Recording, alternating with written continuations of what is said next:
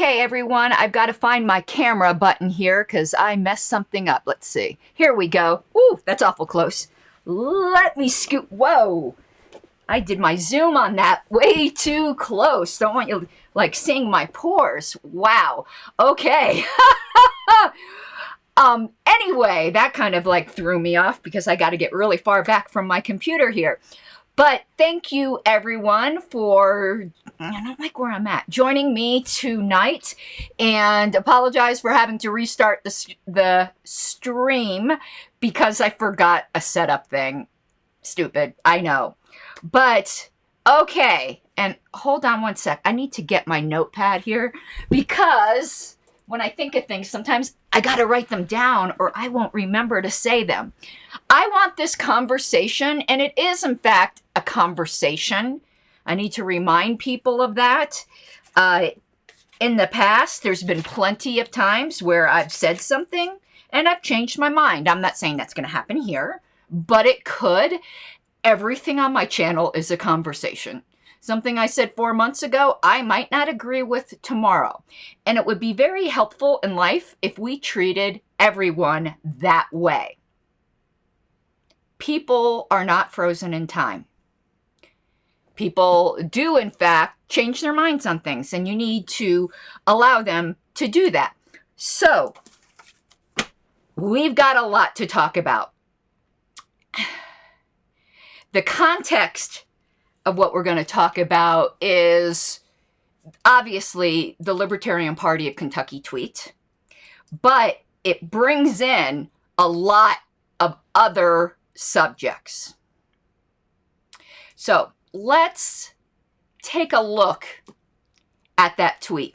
And because I had to like scoot back, I have to like go like this to like interact with people. So sorry, I'm leaning in. I know that's not the best look with my big head right here on the screen, but I would like to pull up that tweet if I could. I just got to find it because I'm at the age where my glasses are either too far away or too close. I think that's it. Nope, that's not it. That's not it. There we go. It's right there. So let's choose this. There we go. And let me put that up there. Scoot this way a little bit. Oh, God, I'm such a hot mess tonight. So this is the tweet. And it's amazing to me, the reaction. So I'm going to read the tweet out loud because sometimes people are listening and they're kind of away from their computer, though I'm sure everyone's aware of it. 10 years from now, if this video is still up, people will not be quite so, well, fuck, 10 years, 10 days from now, people won't care. There'll be a new 5-minute hate and a new atrocity. So the LP of Kentucky said, are the vaccine passports going to be yellow, shaped like a star, and sewn on our clothes? And much like when Kim Kardashian's ass broke the internet, this tweet apparently broke Libertarian Twitter. But Libertarian trended for a day. And people were upset about that because they said we were trending for all the wrong reasons. But let me tell you something. Anybody who says that doesn't understand Twitter. Because anything that trends on Twitter is for all the wrong reasons. That's the nature of Twitter. It's the pitchfork mob. And the more you get yourself lathered up and offended, the better. That is the purpose of Twitter. Now, was it, though, for all the wrong reasons? I don't believe so. But I want to give full disclosure here of how I found out about this tweet. I was just, doing whatever I'm doing. I think I was editing LPKY. And a friend of mine texted me. And it's like, have you seen the tweet? And they didn't send me a copy of the tweet. I don't think immediately. I did eventually see it, obviously. But they just described what it was. And my first reaction was, oof. Ugh, no. That was my first reaction. But I didn't see the tweet. Not saying it would have made a difference. I'm just trying to give you the full context. And it was 3 in the morning and I'm really tired. Again, not that that would change, but I'm just giving you my first reaction at that time. Then I went and looked at it and thought about it rather than my first reaction. My first reaction came from imagining me making such a tweet. And let me be straightforward, I would never make such a tweet. That's just, it's not that bad, good, or indifferent, it's just not my style. The Libertarian Party of Kentucky probably wouldn't tell people to go fuck themselves with a barbed dildo either, and I said that. Go fuck yourself with a barbed dildo doesn't make me go oof. This makes me go oof, and not that one's right or wrong. It's difference of style. So, wanted to get that out there. Do I think this was, before we even get into the outrage and all of that, I want to step back. A lot of you might not know that I did social media training for a while. And in fact, I've done it even recently. The LP of Colorado had a misstep. I don't remember the exact Facebook post they made, but it made it sound like they were advocating going out and murdering cops. Not a good look. So, they asked me to come in and teach how to avoid this. So, one of my first reactions also was looking at this as if I were brought in to train. And something I always say in my training is, there's a way to be controversial. And there's a way to do it that's kind of sly and kind of puts, instead of taking the controversy right on the chin, it kind of takes the controversy and puts it over here. And you still have the discussion, but you've blunted the punches to your face. And how would I do that if I wanted to make this post or similar to it with my little technique of putting the controversy to the side? Perhaps I would have said, are we going to have some kind of unique visible identifier to separate the vaccinated from the non-vaccinated? I think that's been tried before. Same thing, but... Or here's even better, that same thing, and end it with this. You social media people, whenever you're getting into some territory that might be hot, end your post with this and you will blunt everything. What do you think? Question mark. That's all you have to do. You're acknowledging people will disagree, and you're inviting people into a conversation, which is different than just making a statement. Now, that's what I would have done. But hindsight's 20/20. I'm not going to say I've never made any regrettable posts. And I'm not saying this is a regrettable post. I'm just opening up to you guys here. Let me tell you some of my missteps. And this is one that I haven't only made. This comes up constantly on Libertarian social media. There's a quote that says something to the effect of, you'll know who's really in power by finding out who you can't criticize. In isolation, that sounds like a great quote, doesn't it? Until you find out it was from an anti-Semite referring to the Jews. Then it's not quite such a great quote, is it? So I inadvertently, on the national Facebook page, posted that quote without knowing the history of it. That's pretty bad. Okay. I also, what's the other thing I did? Oh, well, this one wasn't bad. It was just an oopsie. It used to be with Facebook that you could easily accidentally post something on your brand page when you meant to do it on your personal page. It would happen all of the time. The way they're set up now, that can't happen. But I was trying to share on my personal page a joke meme from the Libertarian Party Nihilist Caucus that said something about,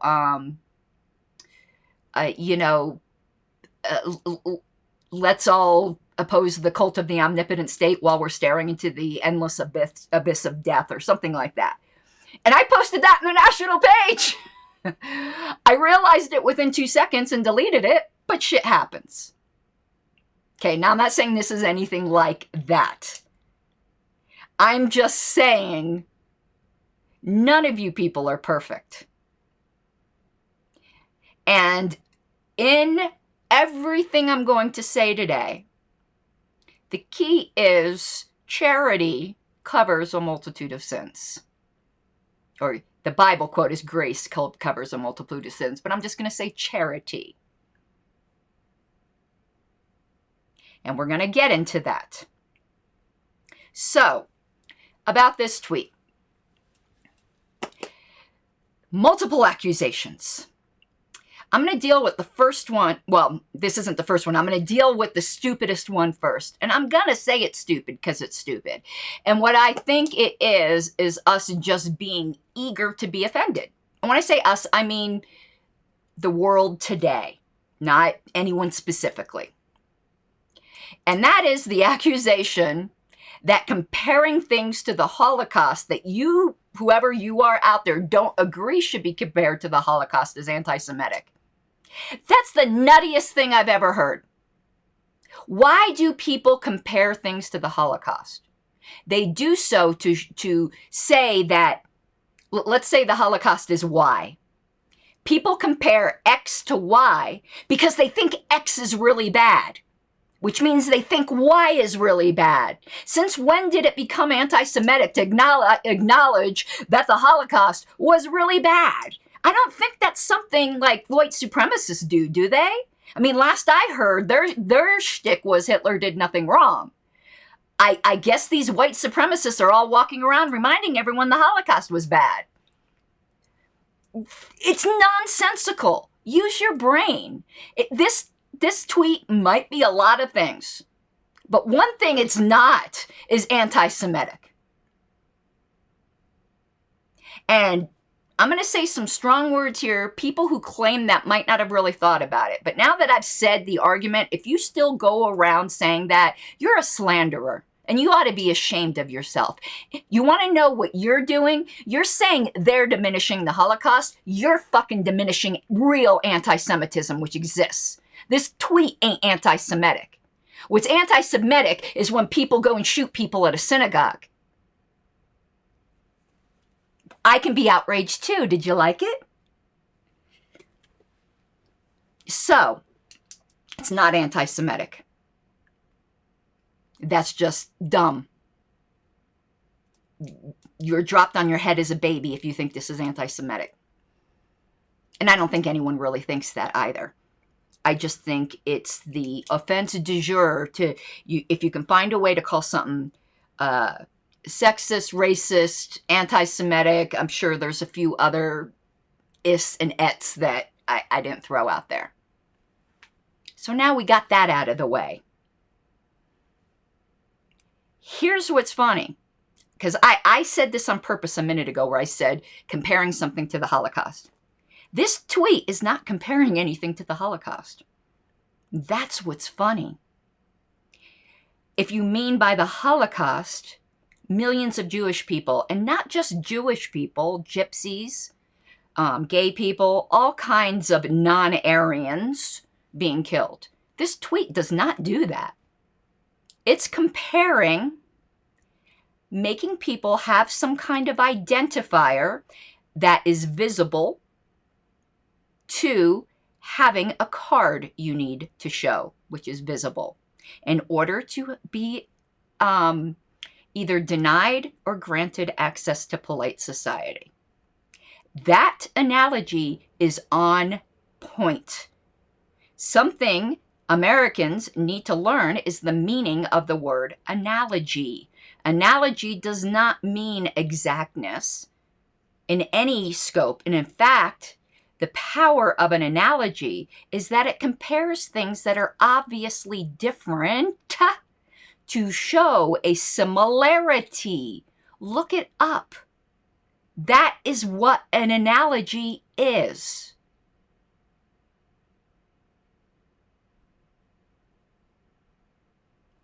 And I will be dealing with comments. I want to get the monologue portion over with. I do want this to be interactive. And if anyone feels very passionately and wants to argue with me and can get online, I'll bring you on. Because I believe in a conversation. Not if you're going to be abusive, but if you want to have a conversation. Because I've had some people be abusive and I'm not interested in that. And if you come on, I won't say things like that's the dumbest thing I ever heard. I'm doing that in my monologue. I realized I was a bit of a hypocrite there where I said don't be abusive, and I probably got a little too strong earlier. I own it. Okay. I find anyone being called anti-Semitic when they're not so gross. Because there is real anti-Semitism. But let's get back to what I was saying. This post is not comparing vaccine cards to the Holocaust. This post is comparing dividing citizens into groups in which some citizens have more rights than others. You can make a comparison to Animal Farm just as easy. It's not as obvious. An analogy is not necessarily obvious, and that was about communism. I bet you if they made an Animal Farm analogy, someone would get all upset and going, are you saying these cards are communist? Because that's what Animal Farm was about. No, it would be about all animals are equal, but some animals are more equal than others.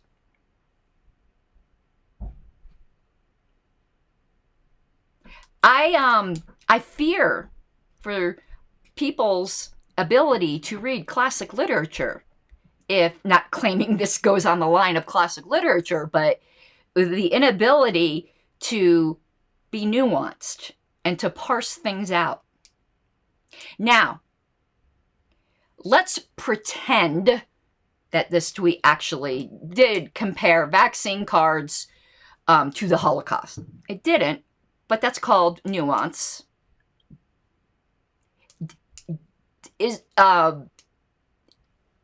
Would that be completely wrong? No. Here's what gets me going. The Holocaust has become like this subject where you're not allowed to invoke it. Ever. That's really convenient for the next Hitler, isn't it? When you can never say, looks like it's going down the wrong direction, and people freak out and go, how dare you? Wow, how very convenient for the next fascist dictator. When everyone silences your critics by saying, no, you can't compare it to that. And I know that some people think, well, it's the property of Jewish people to be able to make those comments. Why? A, Jewish people were not the only people killed in the Holocaust. As I said, gypsies, which I know isn't the politically correct term right now. I'm using the term that the Nazis used. You know, the Romani people, gay people. There were whole groups. So why does it only belong to one? But also the fact is, you want to know who the Holocaust belongs to? All of us. As an example of the utter evil that humanity can be capable of. It belongs to humans, as an example. Oftentimes when there's a tragedy, and now I'm not talking about the Holocaust, I'm talking about just your everyday tragedies. A little girl gets kidnapped and murdered. Oh, well, I'll give you an example. Adam Walsh, that little boy, America's Most Wanted son. A lot of people don't know he had a son that was kidnapped. He was separated from his mother, got kidnapped out of a mall, and found beheaded. And his father said, my son is not going to die in vain. I'm going to turn good out of this. If we can never examine, compare, warn about the various paths that lead to human atrocity, those people died in vain. You might not agree with me, but all I'm asking you is to grant that I've just made some reasonable points. And perhaps if we can show a little more charity to people, instead of just deciding it's time to bring out the pitchfork brigade. That's not the way human beings treat each other. And the funny thing is, the human beings that are treating each other this way are acting like they're better. No, you're not. It's the emperor has no clothes. Be slow to judge. Because don't we have all of these examples today? And I had an example with a former friend of mine, I'm going to say. When I say former friend, it doesn't mean if in person we wouldn't be friendly, but I mean a Facebook friend. I'm not going to name names because I'm still very fond of this person, who claimed they had no past that I could ever dig up on them.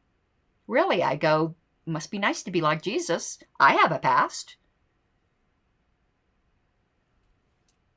Didn't we see this with that lady from Teen Vogue? That one lady got all upset because when a teenager, this other lady who was getting hired to be the editor, had said something negative about Asian people. And then it turns out her accuser had used the N-word. Which of you is without sin? Cast the first stone. Seems to me a very wise man said that. And we're going to get into this in a minute. So, is there any kind of valid comparison between having some kind of identifiable symbol sewn on your clothes to the vaccine passports? I do think there is. And I think it's very reasonable. And I think those of you who cannot see any comparison do not understand, and you underestimate the evil of the state. It's a caste system. Oh my Lord, are you going to be offended at me now for comparing something to a real tragedy that's happening in India? But it is. It's analogous to a caste system. Obviously, the glaring difference is it's not ethnically based. But does that make it any, it's less evil on that grounds. But that isn't the point that's being made. The point is being made in some that humanity shouldn't be divided. It's actually making a more cosmopolitan point. You might not agree with the point, but you are not being charitable or reasonable if you don't understand the point that's being made and said, okay, I see how some people can see it that way. And what's worse about this is I know there was some bad press. I'm going to give you, I don't want to shock you, so please sit down. Shh. The press isn't terribly fond of libertarians. I know. Shocking. Please, if you have a heart condition, come back in like a minute because I'm going to say a few more shocking things. Coming close.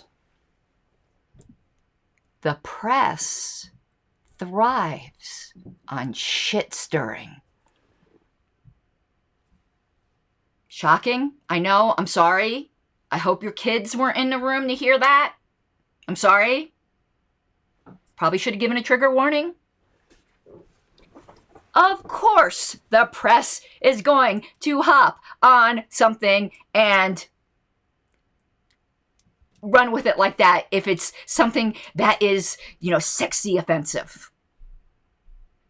That's what the press does. Saying, oh, the Libertarian Party of Kentucky made such a lovely tweet. They said everyone should love their mothers. That's not going to make news. Have you not figured out yet we're the opposition to the narrative? Have you not figured that out yet? Have you not figured out that the mainstream is not going to like us most of the time? And if you think if we just say things the right way, they're going to love us, I am so sorry, but let me If you think that, all I can say is my sweet summer child.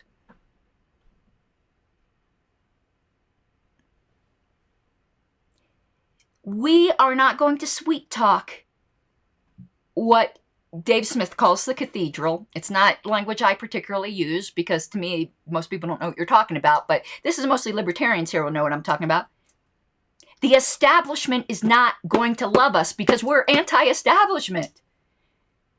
And if you have a corn cob up your ass, walking around worried about how we're going to keep the establishment from hating us, I'm sorry, my friend, but you've lost the plot.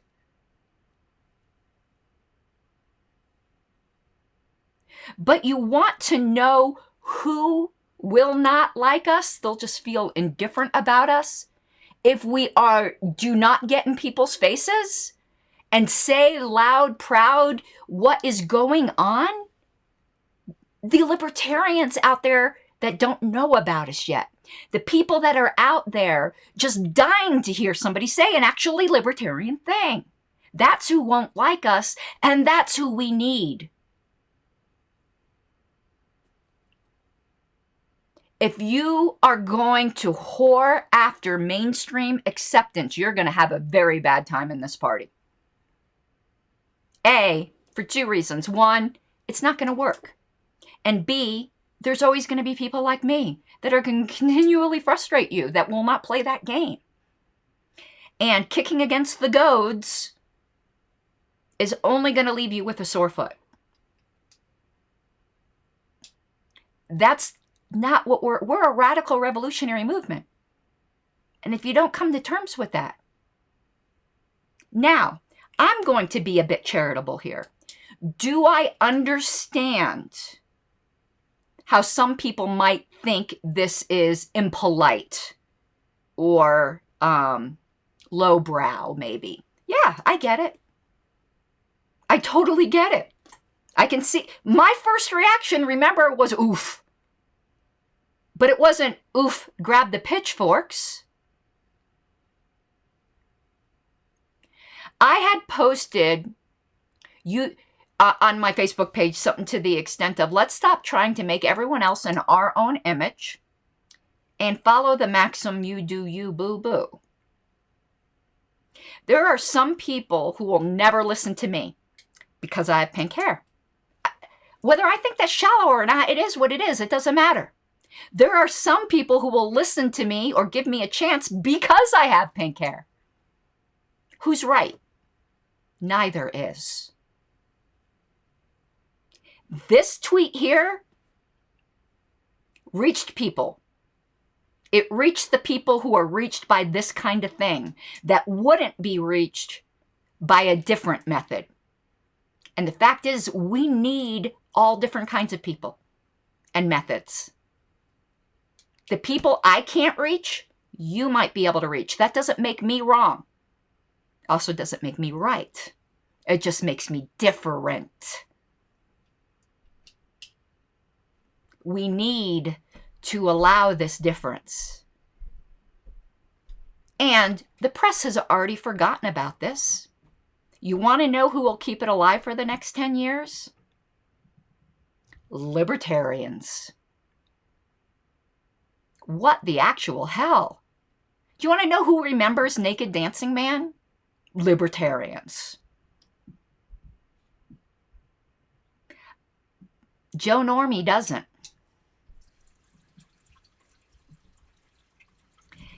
I'm going to bring up a few other things before we go to comments. I hope that you will have patience with me because I'm going to interact with all comments. And again, the invitation's out there. Just put into chat.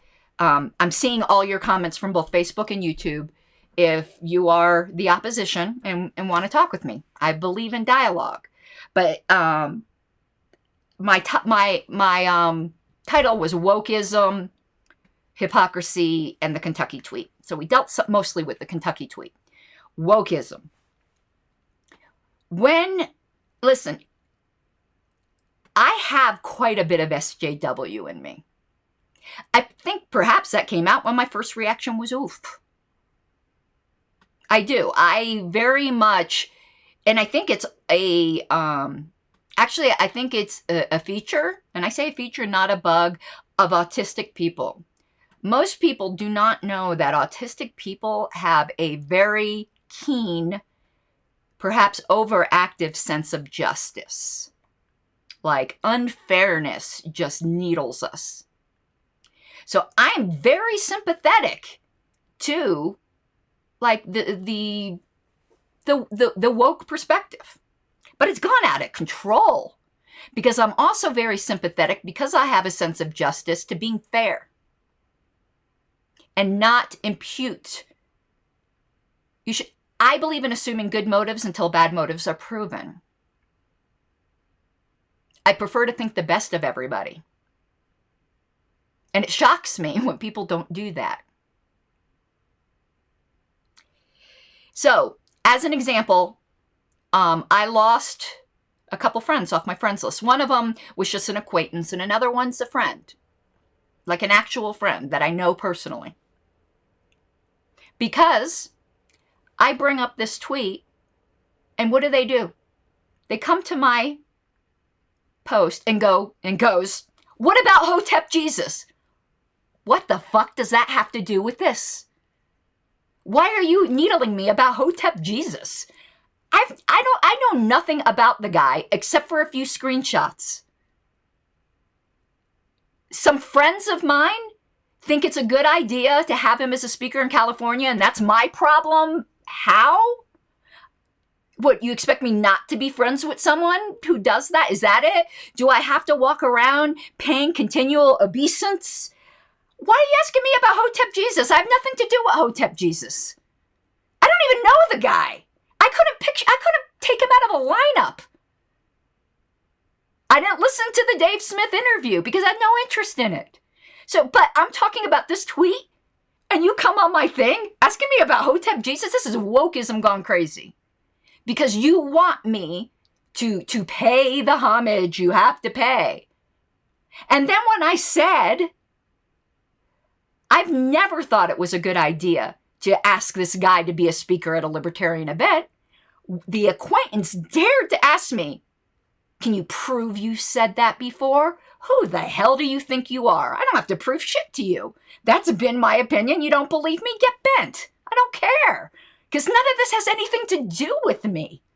And yes, it has always been my opinion that unless he has publicly distanced himself from the anti-Semitic comments he made, he should not be a speaker at a libertarian event. But, and there is a but, I understand, though I don't agree with the reasoning of those who disagree with me. And I don't have to think they're Satan incarnate. I understand their point. I respectfully disagree. It was the same thing with Maj. I agreed with the decision to remove Maj as a keynote speaker. A lot of my friends disagree with me.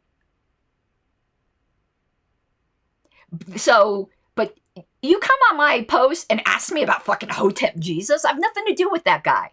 It's just you playing virtue signaling for no reason to somebody who has nothing to do with it. What? Because I'm friends with some people in the Mises Caucus? I'm not even a member of the Mises Caucus, for one thing. I'm not a member of any caucus. I don't need to answer for all their decisions. I don't agree with all their decisions. You want to know one reason I respect most of the guys over there? Because they let me go over there and criticize them. Michael Heiss and half the people, the regulars there would tell you, I've criticized them a lot. I told them they had SAR-work derangement syndrome at one point because that's all they talked about for a while. And you think, I've criticized a lot, and I respect them because I haven't gotten thrown out for that, and I've had actual discussions. But Hotep Jesus ain't my thing. I don't agree with it, and I don't have to answer for it. And I had to remove people, friends, because they just wouldn't shut up about it when I have nothing to do with it. Yeah, it's frustrating to me when I'm trying to have a discussion about this, and you come in and ask me about Hotep Jesus. You might as well be asking me, as I said, about some racist janitor from your middle school. And I'd be like, I have as much to do with that person as I do with Hotep Jesus. So that's the wokeism's gone amok in this party. It's nuts. Yes, we should be concerned about treating all human beings with dignity, but you want to know what that also entails, Mr. Wokester or Ms. Wokester?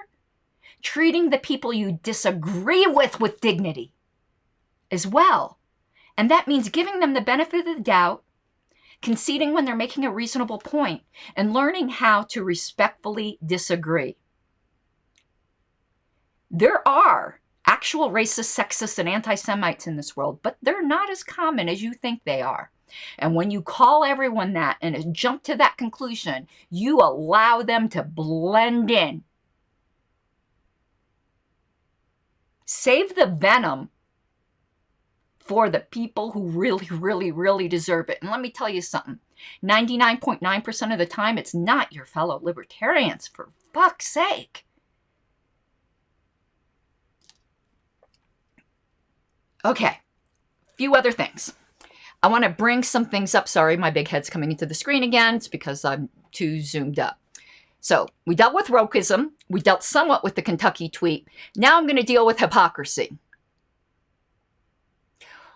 One of the people, and I usually don't like naming names, but I'm going to name a few names here because it's necessary. The people tend to get frustrated with me because I don't name names. I like talking about problems because problems usually aren't about one person. But you want to know one person right now who's been having a cow and being very virtue signally and self-righteous about being offended by this tweet? Our former chair, Nick Sarwark. Interesting. Methinks you live in a glass house, Mr. Sarwark. Let me show you something.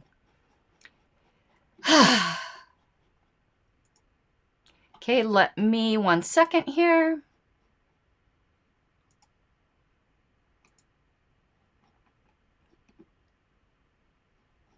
Ooh, I lost that page. Where'd it go?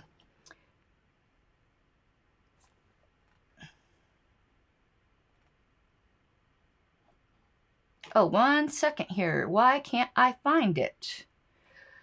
Give me 1 second. I lost the link and I need to find the link one time here. Shit. Let me do a different Google search. So,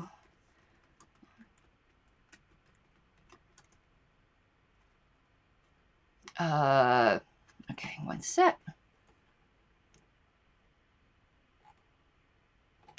Oh my God, I'm such a dick. I can't. Okay, here we go. Well, this is the Reason article, but we'll find the Salon. 1 second. Let me just bring this up and I'll find the Salon article, but we'll pull up the Reason article. Give me 1 sec. Look at this.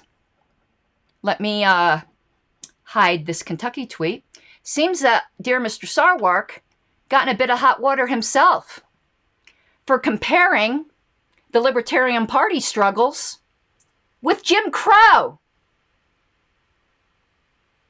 with the oppression of black people.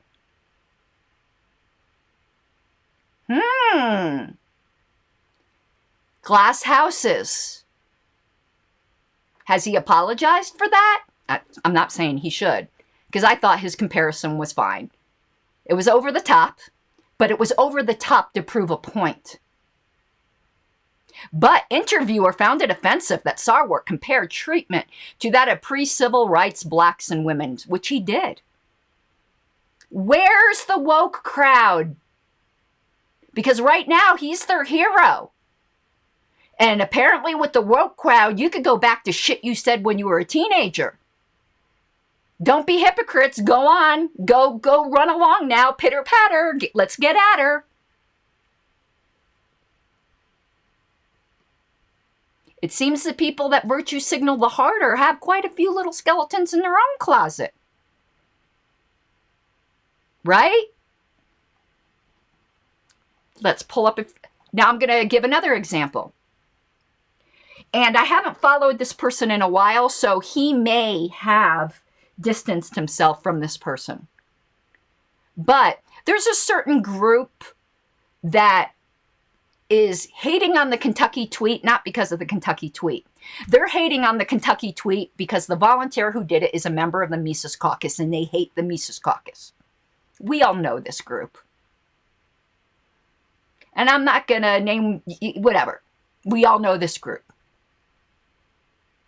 Somebody that is at least friendly or adjacent to that group, I don't think this person's a member of the Libertarian Party anymore, is Adam Bates.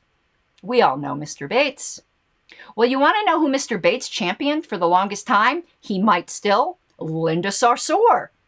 Ooh. Have they got on Mr. Bates about his champion of anti-Semite? She said some very spicy things.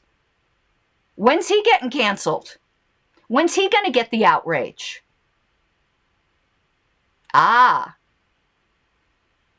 Come at me about Hotep Jesus, which I have nothing to do with, unless you've gone after Mr. Bates about Linda Sarsour. Get the fuck out of here.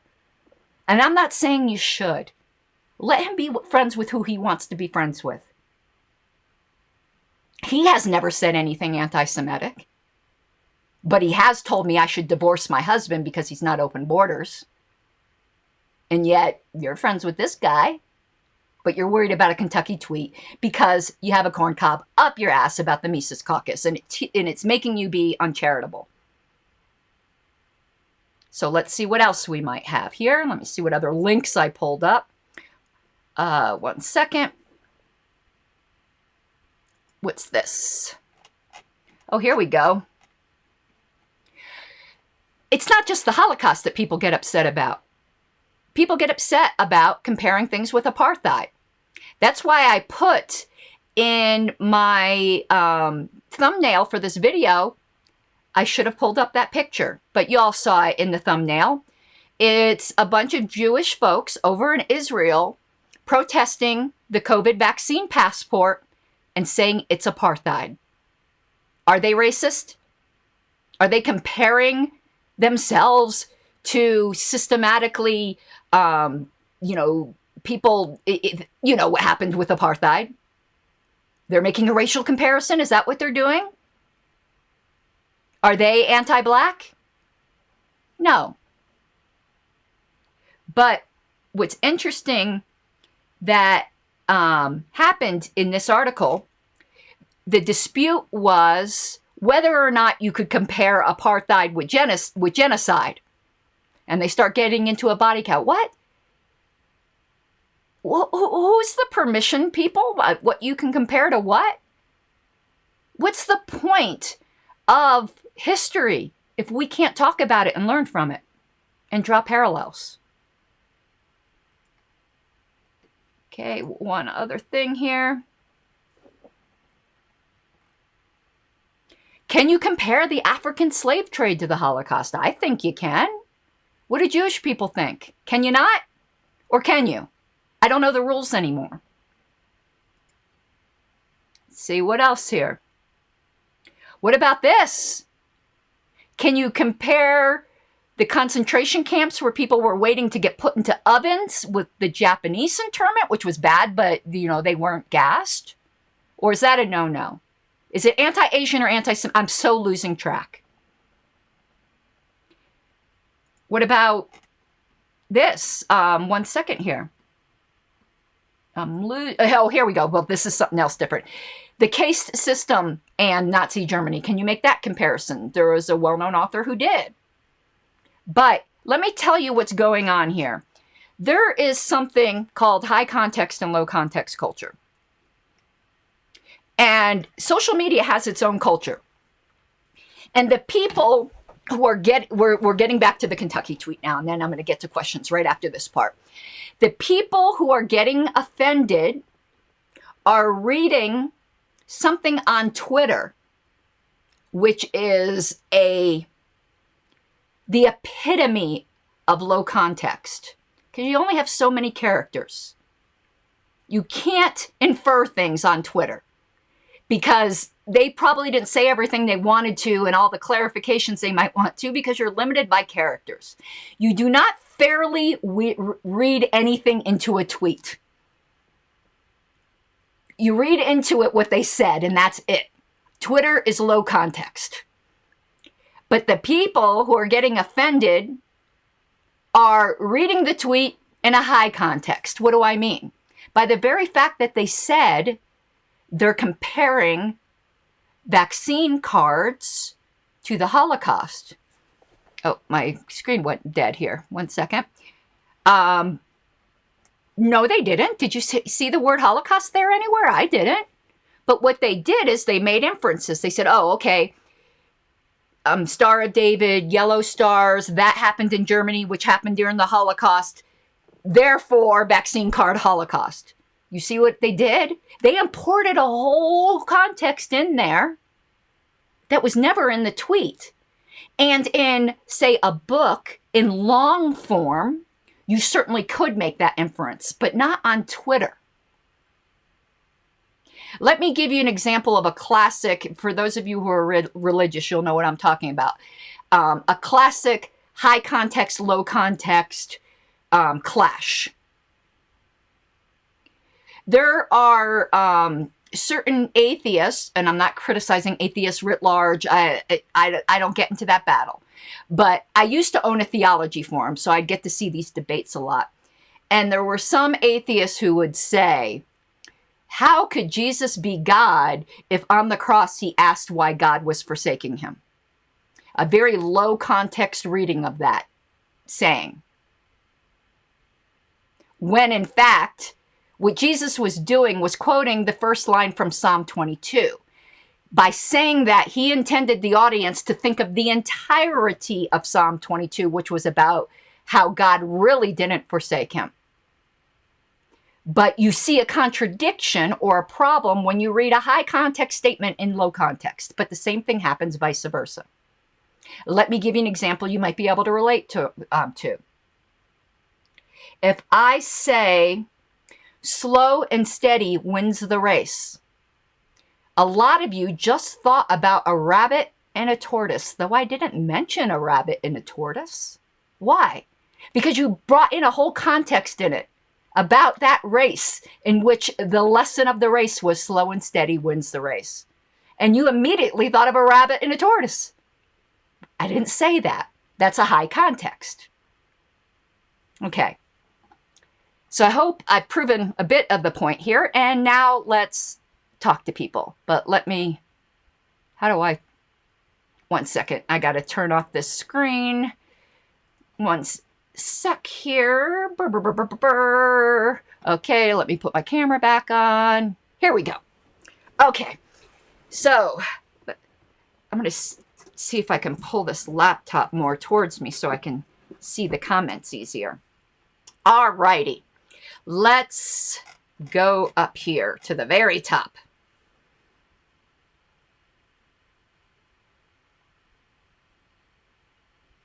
Keep going.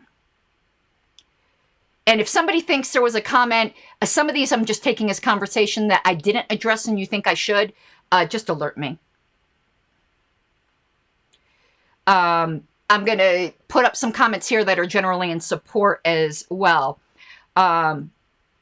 So, you know, Dave said, I agree with you, it doesn't refer to the Holocaust.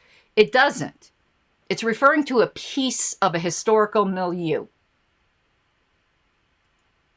And here's correct. That rabbi who discussed this with Dave Smith said it minimized the Holocaust, but it wasn't referring to the Holocaust at all. But, well, I don't want to say at all, because it obviously is a piece of the whole historical context, but it wasn't referring to killing people. But that same rabbi said it would have been okay to compare it to China or to things that happened in Russia. Why is that okay? Why is it okay for a Jewish person to say you can use, well, you can use some other ethnicity's tragedy? Why? I found that not very consistent. Are you aware of like what happened during the peasant famine in Russia? More people died in that than died in the Holocaust. but it's okay.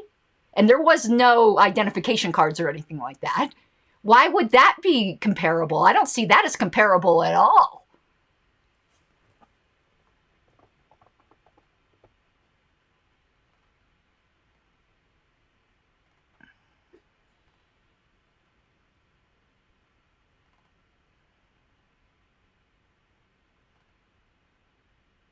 Let me continue.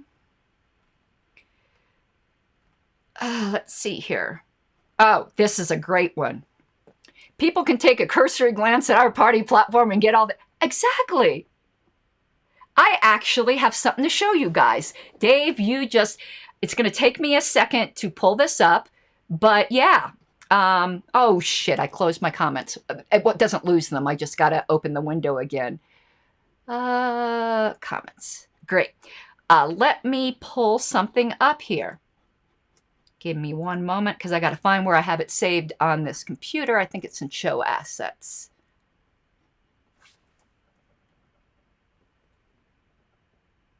Okay, right here. Let me pull it up. Sorry, I'm like, because I can't see. Look what happened to... Why isn't it... Look at this. This is an ad in an Alaska newspaper smearing one of our candidates because, look, fact. Libertarians want the sale and use of all drugs legalized. Yeah, that is a fact. But look at what they extrapolate about it. We're going to be having, what, heroin machines in kindergarten? The press and others who aren't libertarians, they're going to find stuff. And that wasn't the only ad they ran. Let me give you another one. I laughed because I was like, I don't know. Let me find another ad here.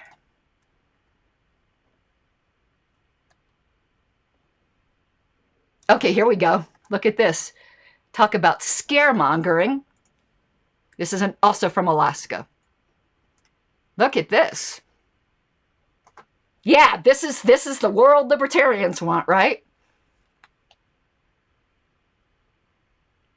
They just got that out of our platform.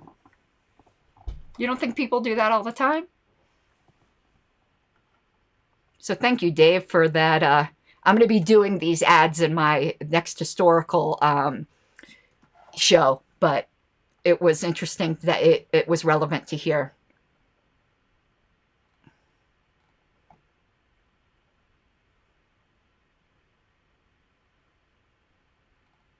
Yeah, here we go. Dave, you're just full of good points. I almost said full of it, but I didn't mean it that way. Yeah. You know what happened? Listen, you say end the drug war. You want to know what you're going to get? You're going to get the bereaved mom who lost her kid to drugs, telling you what a monster you are.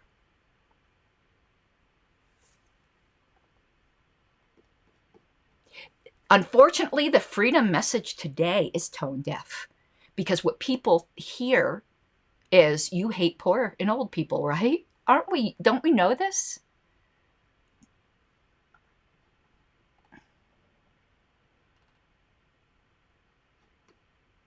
Jared asked, portions. And I talked about that before, where the rabbi had said how you could compare it to China or Russia. You just can't use Germany. I don't find any comparison with Russia at all. And that's funny, is I could get all lathered up. I'm of Russian descent. Could have got, how dare you? I don't do a good Russian accent, but am I anti-Russian now because I was that insensitive? So why does he get to use my history? Because it belongs to all humanity, not to me.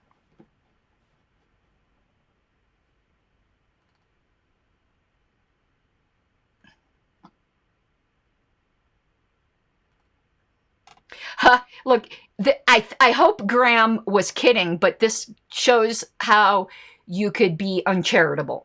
So I hope he was kidding, but if he wasn't, because I used the line, pick him out of a lineup, and it happened to be a black man, you don't know that I say that all the time about everybody. Whenever I say I don't know somebody, I say I couldn't even pick him out of a lineup. That's just an expression I use.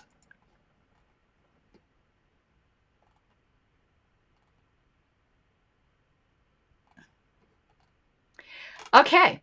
That seemed to be, oh, let me hear. You're the only radical revolutionary at the national level. I'm the most outspoken, maybe, or the most visible, but that's not true. I do want to give some props to John Phillips, Aaron Adams, Stephen Nikala. God, I'm probably forgetting. Listen, I'm not the only one. So, but I'm probably the most vocal and most visible. I'll give you that. But I'm not the only one. But obviously, the people who agree with me aren't in the majority.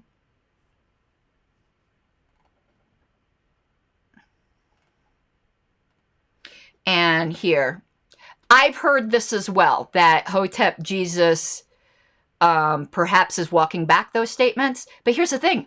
I don't care. I have nothing to do with the guy. I've got enough to worry about with people that I have something to do with. It's not my shtick. So that's great, and I hope he does.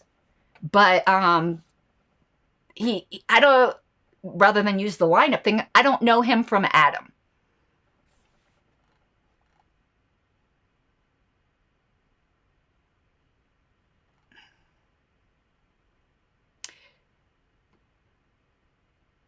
Okay, that seemed to, I'm going to see if there's any further comments, and I'm racking my brain a bit. Let me just infuse some caffeine. See if there's any other points I wanted to make, but I don't think so. So I'm just going to ramble a bit, and we'll see if there's any other comments. Otherwise, we can take off in a few minutes. So my lesson here is treat other people like human beings. Don't jump to conclusions. Let people, even people you disagree with, are not so stupid that they walk into walls face first. They usually have very good reasons for believing as they do. You might not agree with their reasons, but grant them the presumption of a rational human being. And when you judge someone's comments, it's often a good practice to do what Sam Harris said and strong man rather than straw man your opponents. And put yourself in their shoes to look at the problem with their presuppositions and see if their statements follow. Obviously, they don't follow from your presuppositions. That's the very item under controversy. You can't assume your conclusions and then point to your assumptions as proof of your conclusions. That's circular.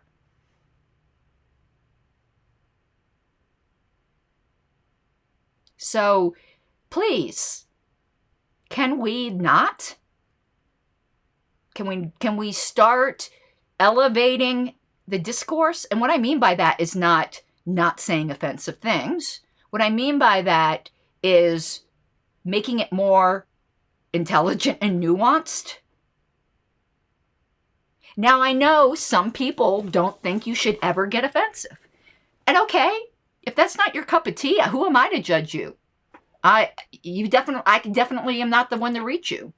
But just because that's not your thing, how entitled do you have to be to make you think that everyone thinks that way or that everyone should have to behave that way? Like, I have someone who got, a libertarian who got really, really upset because of what I said on Twitter, where I said, if you think that people should have to have a vaccine passport simply to live a normal life, you can go fuck yourself with a barbed dildo. And they just got so offended by that. Really? Okay, that's fine. Which is why I did the sarcastic, what should I say? Dear sir, kindly insert that statement into your posterior with, an item that has, what. I could say that. Here's the thing. I'm genuinely outraged about tyranny. And I'm going to react that way. saying that somebody needs to have something injected in their body just to have basic rights as a human being is not the beginning of a polite conversation. It's the beginning of me telling you to shovel that shit right out of here. And I make no apologies for that. None. I don't politely argue about whether people can live. And libertarians of all people should understand that, because we sometimes say the same thing when it comes to things like trans rights. Are they supposed to politely argue with people who are denying their right to exist? No. I think the discussions need to be had and not censored, because then it just goes to the dark underbelly. But I don't expect them to be, yes, sir. Oh, yes, please. Thank you, ma'am. May I have another one, to somebody who is, doing that? No. And I am not going to have a fucking polite conversation about whether you're going to jab a needle on my arm for me to go to the store. I'm not going to be polite about it. Not. No. No, no, no, no, no. I'm not going to be polite about people wanting to take away our right to self-defense.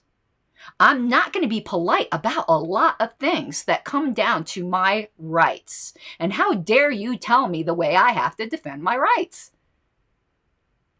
You do you, boo-boo. I really think that needs to be the new slogan of the Libertarian Party. So much could be resolved by that.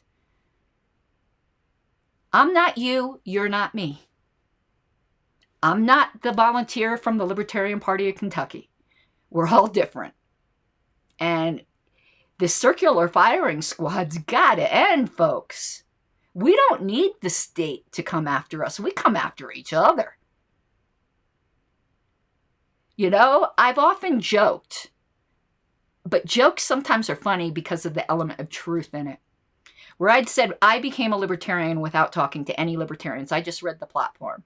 And I said, in fact, I didn't meet any libertarians for a good 3 months. And then I say, good thing, because I probably wouldn't be a libertarian if I did. I am grateful I didn't know any libertarians for the first 3 months. We're brutal to each other. So let me check to see if there is anything else. And then I've got some closing things that I hope you'll indulge me with.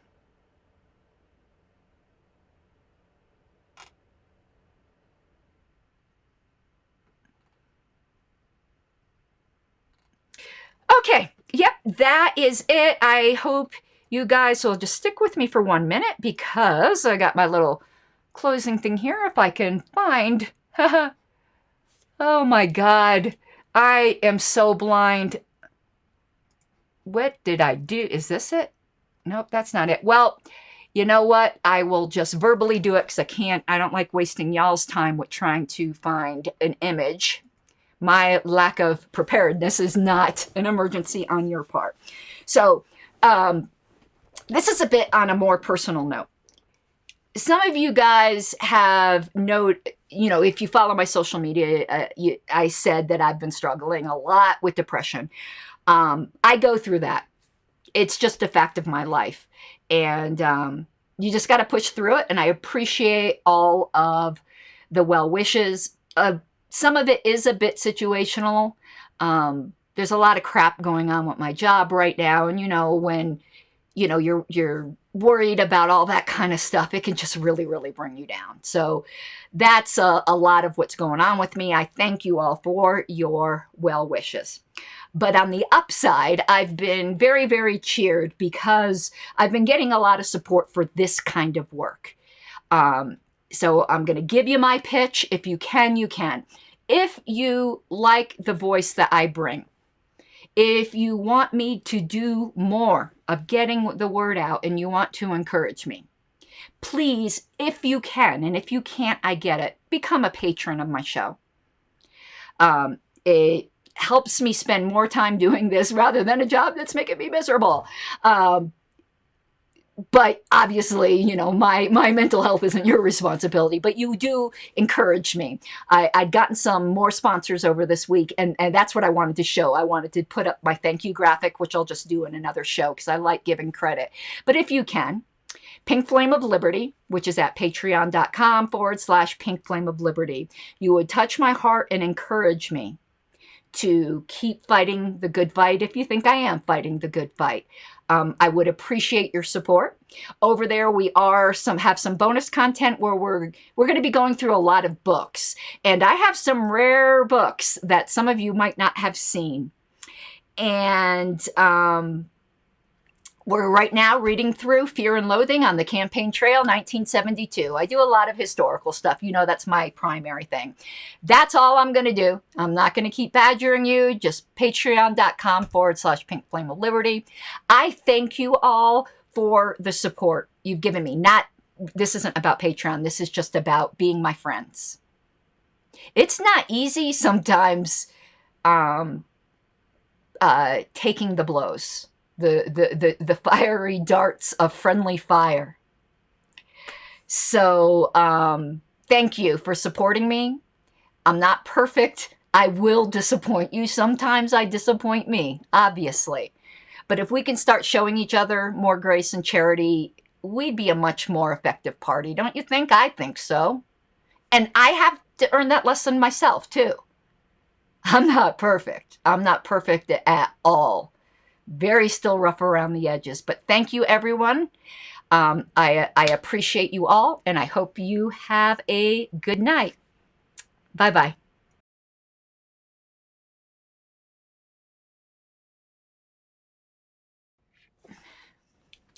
Okay, I am adding this after I shut down the live stream because I'm such a dingbat. I was in the picture that I didn't have that was for my thumbnail, which I'm going to pull up here.